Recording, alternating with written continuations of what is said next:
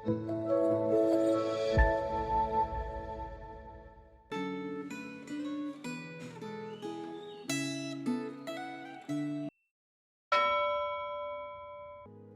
saudara, kita bersyukur kembali hari ini kita boleh merenungkan firman Tuhan.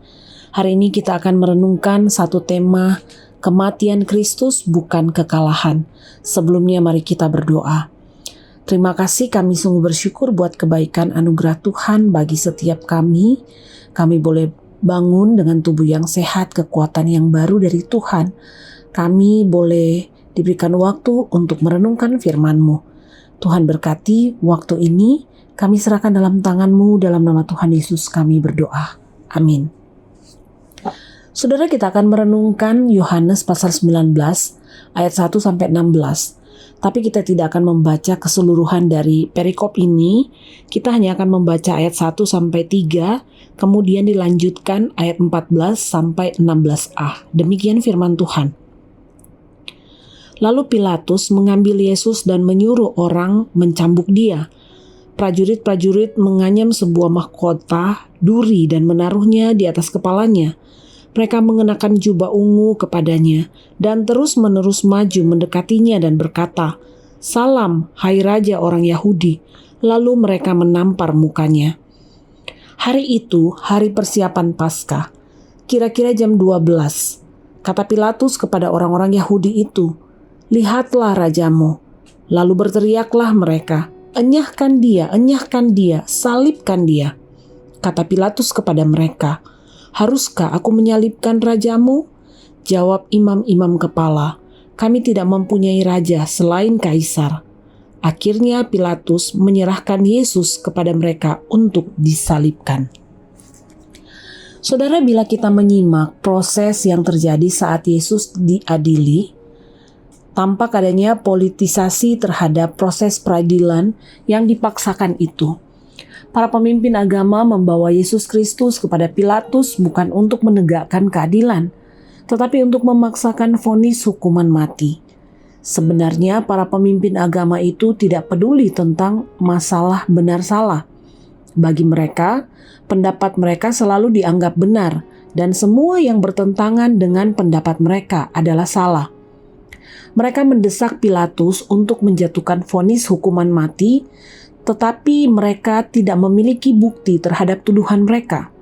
Saat Pilatus hendak menghindar dari kewajiban menangani kasus tersebut, mereka memolitisasi masalah tersebut dengan mengatakan bahwa membebaskan tuntutan terhadap Yesus Kristus berarti mengkhianati Kaisar Romawi.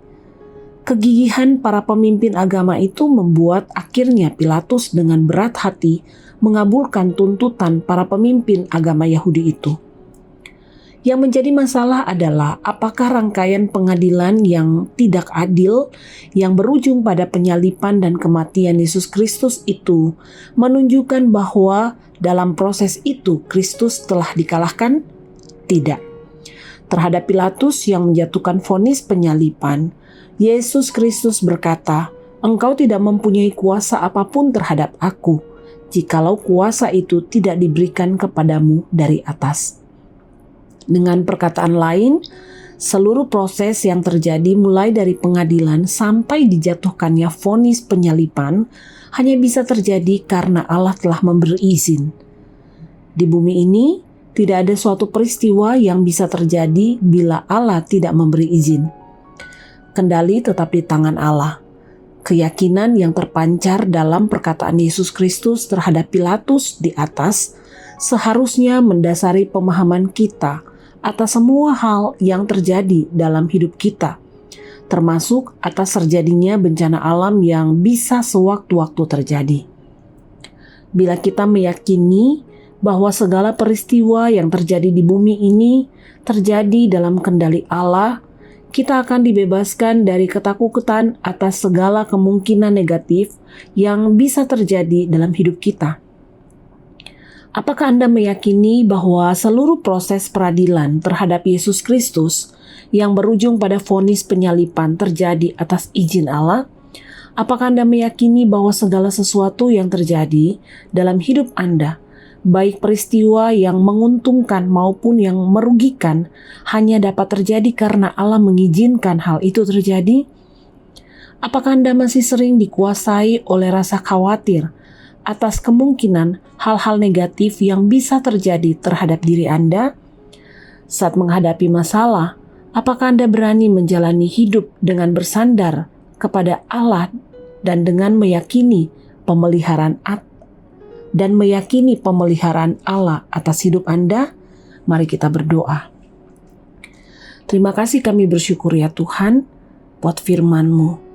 Kiranya Engkau terus teguhkan hati kami untuk kami tetap percaya bahwa segala sesuatu yang terjadi adalah di dalam izin Tuhan kepada kami. Kiranya Engkau menolong kami untuk tetap belajar setia dan percaya kepada Engkau. Kami menyerahkan waktu kami ini sepanjang hari ke dalam tangan-Mu. Dalam nama Yesus kami berdoa. Amin.